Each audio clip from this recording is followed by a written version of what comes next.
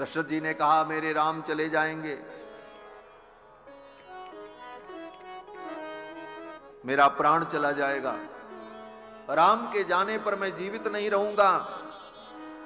तब वशिष्ठ जी ने दशरथ जी को धीरे से बुलाया, कहा इधर आओ। किनारे ले गए और कान में जाकर के कुछ समझाया। क्या समझाया? वशिष्ठ जी ने कहा कि तेसाम निग्रहणे सक्त स्वयं च कुशिकात्मजः।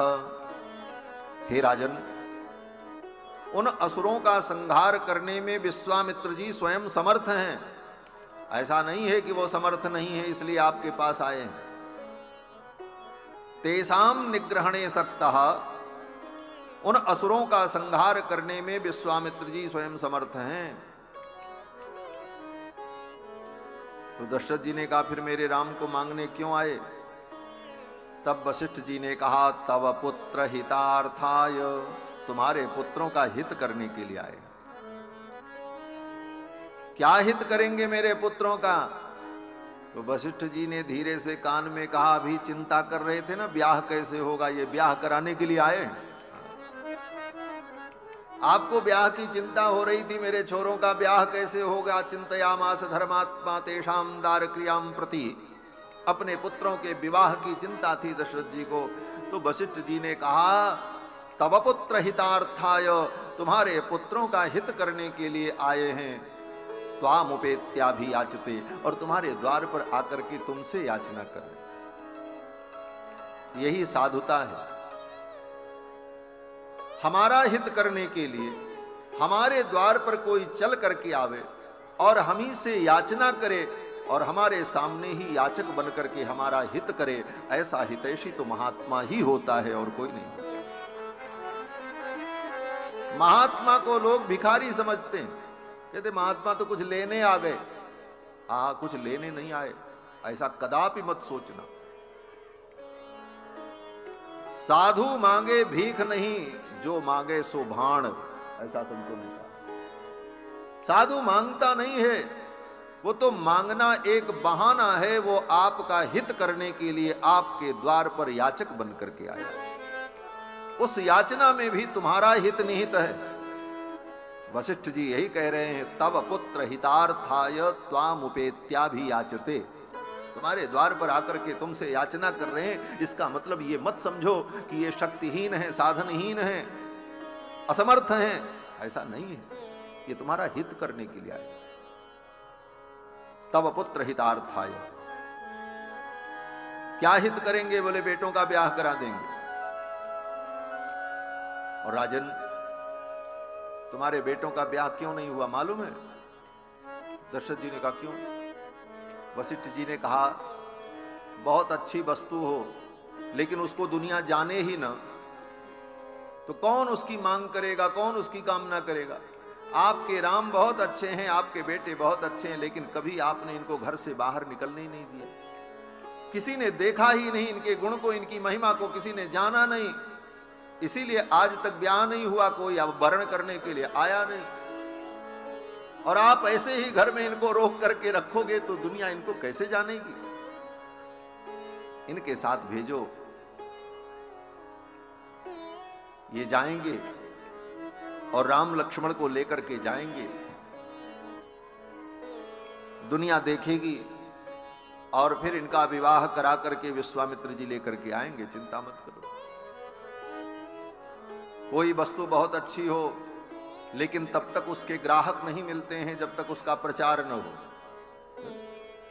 बहुत अच्छी चीज हो लेकिन उसका प्रचार न हो तो उसको लेने वाले, उसको चाहने वाले कहां मिलेंगे? कोई नहीं मिलेगा। प्रचार बहुत जरूरी है। इसीलिए कहते हैं जो दिखता है सोई बिकता है। जो दिखाई सो बिके, जो दिखेगा ही नहीं वो बिकेगा कहां से? बोले तो अब राम जी का प्रचार कौन करे? बोले देखो सबसे बढ़िया प्रचार करने वाला कौन होता है? बहुत अच्छी से अच्छी कोई कंपनी हो, कोई संस्था हो, बोले वो उतना प्रचार नहीं कर सकती जितना प्रचार साधु महात्मा कर लेते हैं। साधु से बढ़िया प्रचार करने वाला दुनिया में कोई नहीं। और आप भारत में देख रहे हो दुनिया की जितनी पार्टियां हैं, भारत की राजनीतिक पार्टियां, उनका प्रचार करने वाले कौन हैं? बोले बड़े बड़े हीरो, बड़े बड़े कलाकार। लेकिन भारतीय जनता पार्टी का प्रचार करने वाले साधु लोग, और ऐसा प्रचार किया कि पूरे देश में उनकी सत्ता स्थापित हुई। संतों ने ही तो प्रचार किया। ये संत प्रचार भी करते हैं और दुष्प्रचार भी करते हैं। अगर क्रोधित हो जाए तो जैसा प्रचार ये करेंगे ऐसा कोई नहीं कर सकता हमारा, ये भी जान ले। क्यों? बोले संत कब कहां पहुंच जाएंगे और किससे किससे मिलेंगे इसका कोई ठिकाना नहीं है। इसलिए संतों की बात जहां तक जाती है वहां तक किसी की बात नहीं। और एक ज्वलंत उदाहरण, जितनी बड़ी बड़ी कंपनियां हैं, विभिन्न वस्तुओं का उत्पादन करने वाली, अपनी अपनी वस्तुओं का प्रचार करने के लिए कितना रुपया खर्चा करती हैं।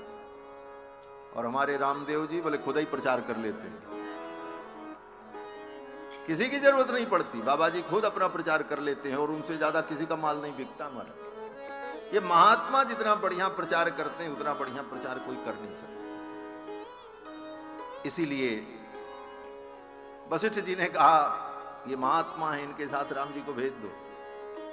ये जितना बढ़िया राम जी का प्रचार करेंगे उतना बढ़िया कोई नहीं कर सकता। और सच पूछो तो राम जी दशरथ जी के पुत्र हैं। दशरथ जी ने राम जी का प्रचार नहीं किया, राम जी का दुनिया में प्रचार किया। और आज भी 9 लाख वर्ष से अनंत वर्षों तक दुनिया राम को जानेगी। किसके कारण? बोले संतों के कारण, महात्माओं के कारण, ऋषि मुनियों के कारण। भगवान की भी सत्ता का विस्तार करने वाले संत और महात्मा मुनिजन हैं। विश्वामित्र जी से, वशिष्ठ जी ने दशरथ जी से कहा राजन इनको विदा कर दो। इतने सारे भाव को, जो भाव हमने कहे, इन सारे भाव को गोस्वामी तुलसीदास जी ने एक चौपाई में कह दिया। तब वशिष्ठ बहुविधि समझावा, तब वशिष्ठ बहुविधि समझावा, नृप संदेह नाश कह पावा, नृप संदेह नाश कह पावा, नृप संदेह नाश कह पावा, नृप संदेह नाश कह पावा।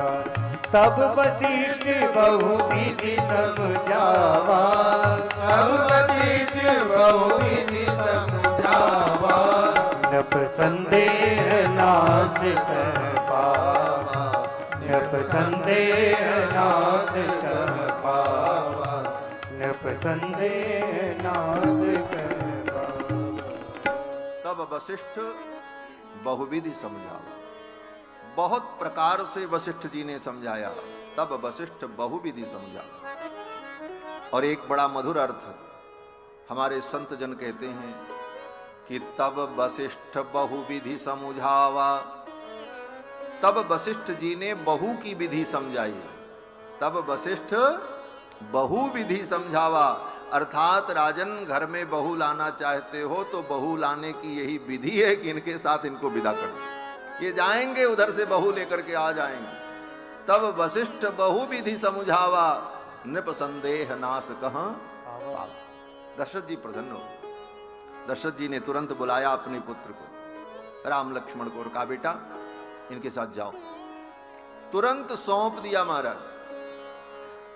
अति आदर दो तनय बुलाए, अति आदर दो तनय बुलाए, हृदय लाई बहु भांति सिखाए, हृदय लाई बहु भांति सिखाए, मेरे प्राणनाथ सुख दो, मेरे प्राणनाथ सुख दो, तुम मुनि पिता आन नहीं को, तुम मुनि पिता आन नहीं को, तुम मुनि पिता आन नहीं को, तुम मुनि पिता आन नहीं को।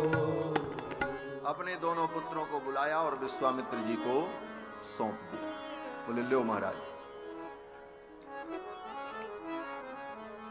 और बड़ी खुशी से देखो, अभी तक तो दशरथ जी कह रहे थे हम प्राण दे देंगे, धन दे देंगे, राज्य छोड़ देंगे, लेकिन राम को नहीं देंगे। और अब बोले अब खुशी खुशी दे रहे हैं। बोले ले जाओ महाराज, जल्दी ले जाओ। क्यों? बोले व्यक्ति अपना मूल धन किसी को नहीं देना चाहता। आपसे कोई कहे कि आपके पास जो धन है 10 लाख 20 लाख लाओ मुझे दे दो, तो आप नहीं दोगे। अरे नहीं भाई, नहीं देंगे। लेकिन सामने वाला व्यक्ति कहे कि अगर मुझे दे दोगे तो मैं आपको विश्वास दिलाता हूं 6 महीने बाद आपको 20% ब्याज लगा करके लौटाऊंगा। बोले अच्छा? बोले तब ले जाओ, तब दे देगा। ब्याज के लालच में व्यक्ति अपना मूल धन दे देता है। मूल धन भगवान है। धनम मदीयम तव पाद पंकजम कदानु साक्षात करवाणी चक्षुषा। भगवान मूल धन है, लेकिन मूल धन पर अगर ब्याज न लगे तो मूल धन उतना का उतना ही रह जाता है। मूल धन आपके पास हो तो बढ़ेगा नहीं। बोले बढ़ेगा कब? बोले जब उसमें ब्याज लगे तब वो बढ़ेगा। तो भगवान तो मूल धन है, आनंद सिंधु है, लेकिन उस आनंद का संवर्धन कब होगा? बोले जब मूल धन आनंद परमात्मा में भक्ति का ब्याज लग जाए। भक्ति का ब्याज लगे तब आनंद बढ़ता है, तब मूल धन की वृद्धि होती है। और भक्ति कौन है? बोले भक्ति भगवती जानकी। भक्ति का ब्याज जब भगवान में परमात्मा में लगता है तब वह परमात्मा सच्चिदानंद आनंद घन, वह आनंद और संवर्धित होता है। इसलिए दशरथ जी महाराज ने राम जी को सौंप दिया और कहा मुनिवर मेरे प्राणनाथ सुत दो और तुम मुनि पिता आन नहीं को। हे मुनिवर आप ही इनके पिता हो, मैं आपको सौंप रहा हूं। दशरथ जी ने कहा आप ही इनके पिता हो, तुम मुनि पिता हो। दशरथ जी ये भी कह सकते थे आप इनके गुरु हो, आप इनके रक्षक हो, आप इनके अभिभावक हो, आप इनके संरक्षक हो, लेकिन इन शब्दों का प्रयोग नहीं किया। दशरथ जी ने कहा तुम मुनि पिता, आप इनके पिता हो। ये पिता कहने का भाव क्या है? बोले पिता कहने का भाव है कि दशरथ जी के मन में इतना उत्साह है कि विश्वामित्र जी आए हैं, छोरों को लेकर के जाएंगे, ब्याह कराएंगे। कहीं ब्याह तय हो गया, बात बन गई, तो कहीं मेरे कारण विवाह में विलंब न हो, क्योंकि मैं पहुंच पाऊं न पहुंच पाऊं, सूचना आने में देर हो जाए। तो दशरथ जी ने कहा गुरुदेव आप ही पिता बन करके खड़े हो जाना, पिता की जहां भूमिका हो आप निर्वाह कर देना और मेरे छोरों का ब्याह करा देना। तुम मुनि पिता आन नहीं को। विश्वामित्र जी बड़े हर्षित हुए, भगवान को पाकर के लगा कि विश्वामित्र जी को कि आज मुझे संपूर्ण निधि मिल गई, संसार का सब कुछ मुझे प्राप्त हो गया। श्याम गौर सुंदर दो भाई, श्याम गौर सुंदर दो भाई, विश्वामित्र महानिधि पाई, विश्वामित्र महानिधि पाई, प्रभु ब्रह्मण्य देव में जाना, प्रभु ब्रह्मण्य देव में जाना, मोहिनी पिता तजो भगवाना, मोहिनी पिता तजो भगवाना, श्याम गौर सुंदर दो भाई, श्याम गौर सुंदर दो भाई, विश्वामित्र